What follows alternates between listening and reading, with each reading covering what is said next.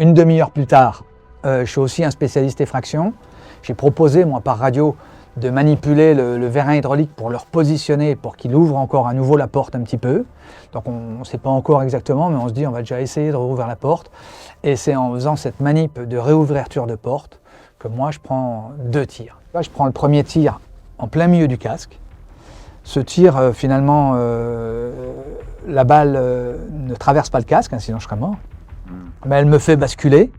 Et la deuxième balle, au lieu de m'atteindre pleine gorge, eh bien, elle m'atteint derrière l'omoplate et elle fait 2 trous, un trou rentrant, un trou sortant de 10 cm derrière l'omoplate. Voilà. Et donc pareil, j'ai de la chance aussi sur cette balle-là. Mon mécanisme de l'épaule n'est pas abîmé, la balle ne rentre pas dans l'épaule.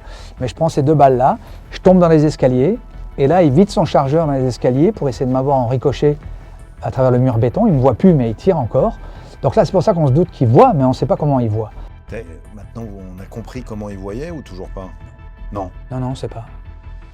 Non, on ne comprend pas. Et des trous dans le mur, il y avait des... Non.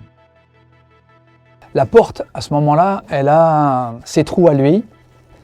Plus, nous, on a, pour faire cesser la menace, c'est pas un tir police, mais c'est comme ça quand même, quand on se fait tirer dessus, on a aussi tiré dans la porte pour faire cesser les tirs.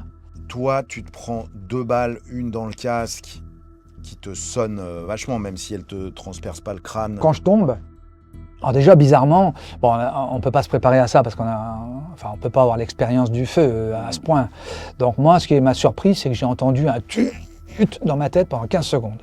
Donc c'est ça que tu ressens immédiatement, et du coup la balle dans l'omoplate, tu la sens, oui, c'est douloureux. Alors moi je tombe dans les escaliers et j'ai le réflexe d'aller me cacher sous les escaliers. Voilà, parce que les balles ricochent dans le truc. J'avais du sang sur les tibias, ma tenue a été mouchetée. J'ai pas été touché par les ricochets, j'ai été touché par les bouts de béton qui ont ricoché.